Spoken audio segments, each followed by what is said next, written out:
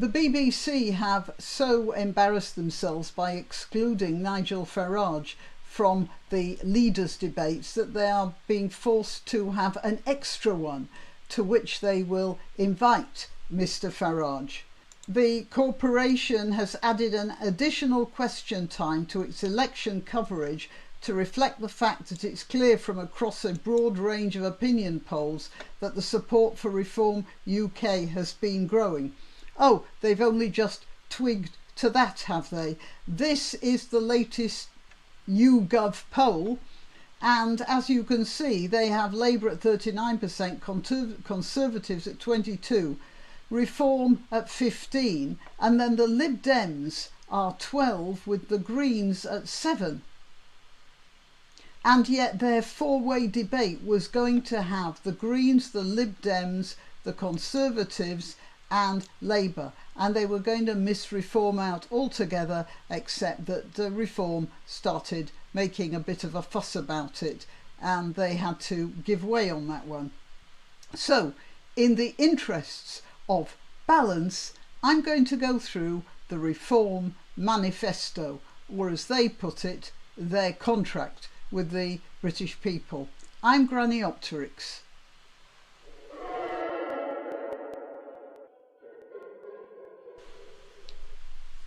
All right, so this is how the Telegraph are reporting it. I hope they've got it right. It says here, freeze non-essential immigration. Take immigrants in small boats back to France.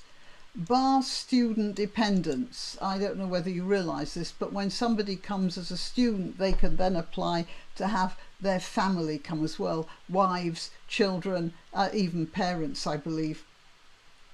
End immediate access to benefits.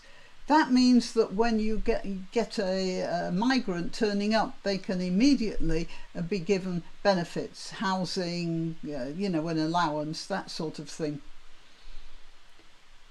It's a good idea. I just wonder what's going to happen when you have a lot of penniless people wandering about, hardly speaking the language. It's bad enough that they are confined in hotels and that sort, hotels and barracks. So I don't know quite how they intend to deal with that.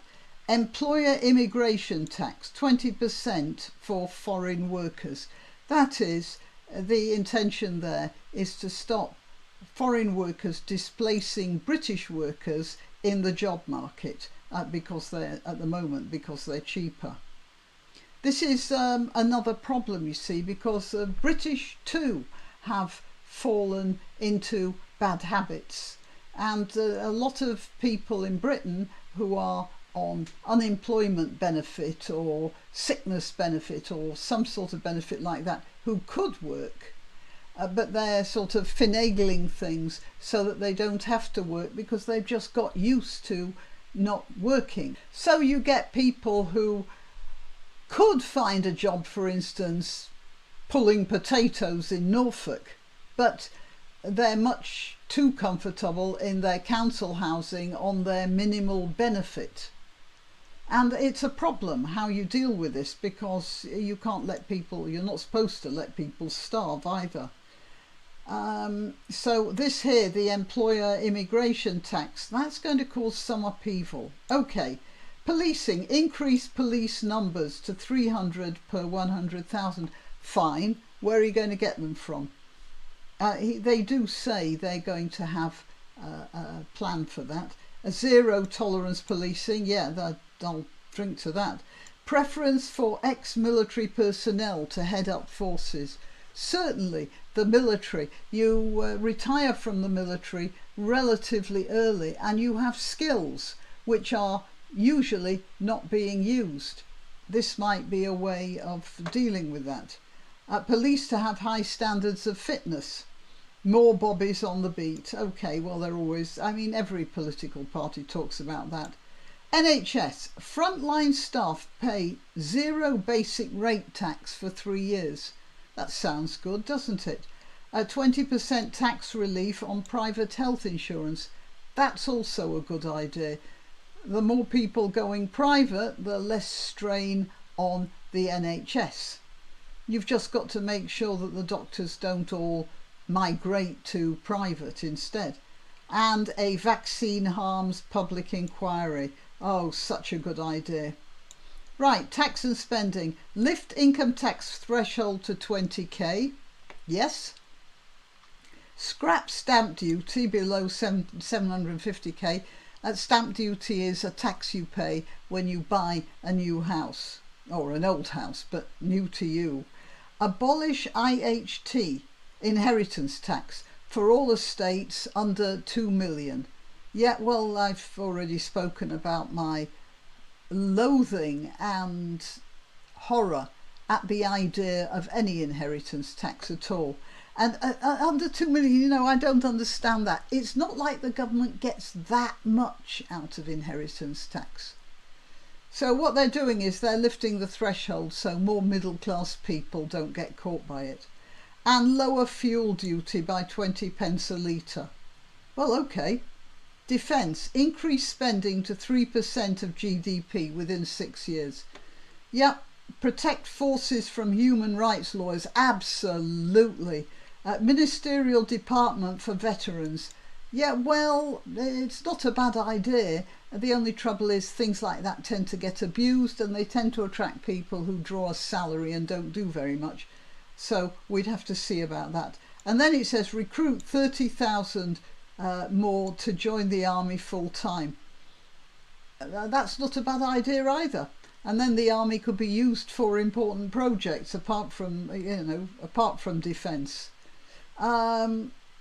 Net zero, ditch net zero to save 30 billion a year. Absolutely. Scrap 10 billion renewable energy subsidies. Yep. Fast track North Sea and shale gas licenses. I believe that the present government have been scrapping North Sea gas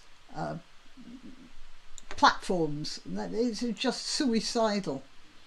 Education, a patriotic curriculum in schools.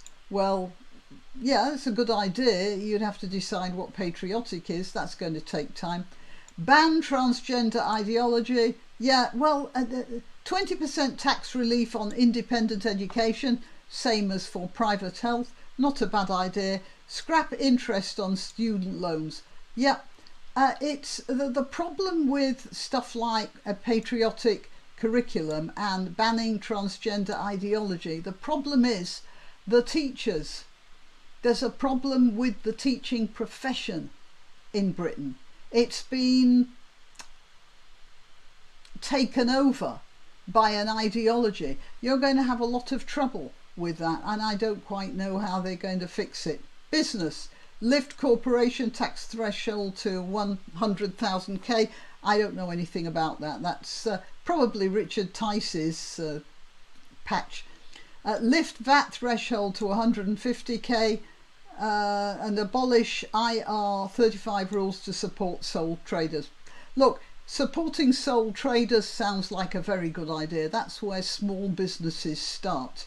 And lifting, yeah, I don't know what those are. It sounds good, especially the supporting sole traders. Justice, change the definition of hate crime.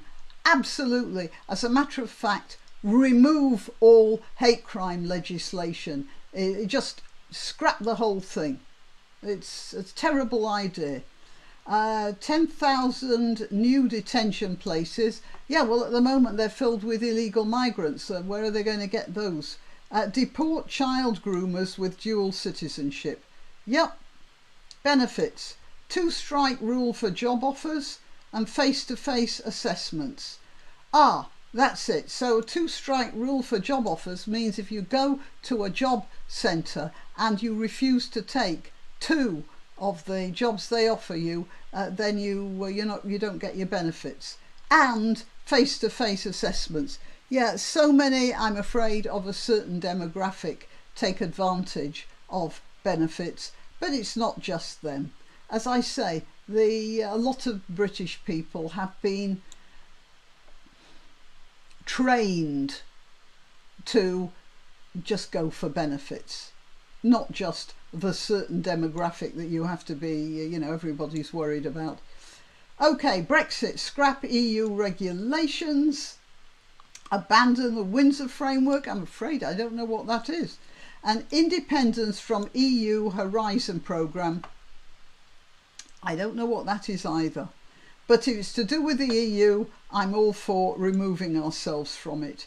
Families, support marriage through the tax system. Okay. Reform child benefit to allow more mothers to stay at home. Okay. And promote child-friendly smartphones. Well, that's an interesting idea. I don't know how they're going to do that, but yeah, I suppose they'll start a quango which will do research into it at great expense. I mean, a lot of these are nice ideas. The problem is actually getting the ideas into operation. Transport, scrap HS2. That's a high-speed rail link between London and Manchester, which has cost billions and got nowhere so far. Ban ULEZ and low traffic neighbourhoods. Absolutely, I'd vote for reform just for that. And scrap most 20-mile-an-hour zones. Yeah, there's a place in small suburban areas where 20-mile-an-hour zone is a good idea. But then a lot of councils with an axe to grind. Oh, I've had the microphone out of the way. I might as well leave it there now, and we'll see if I can pump up the mic elsewhere. Oh, I'm so sorry.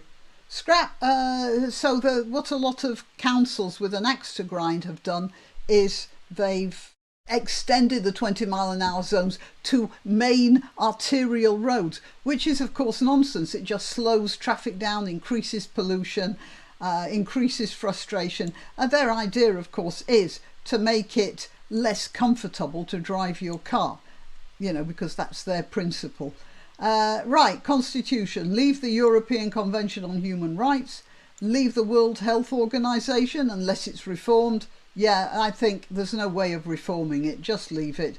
Scrap the Equalities Act, scrap TV licence and reform BBC. You got it, reform. And make St George's Day a public holiday.